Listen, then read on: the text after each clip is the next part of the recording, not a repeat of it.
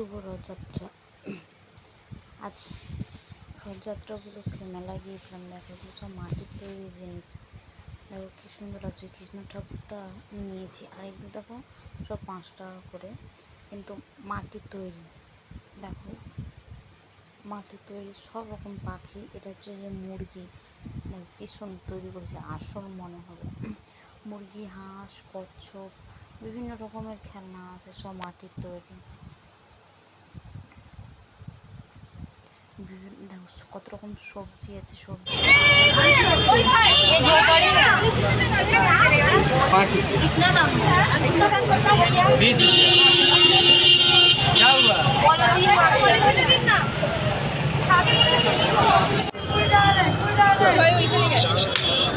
কত ওই মোবাইলটা ওই যে হাতে যেটা। তারপরে একটা সদানন্দ পার্কে গিয়ে রথের ছবি তুললাম।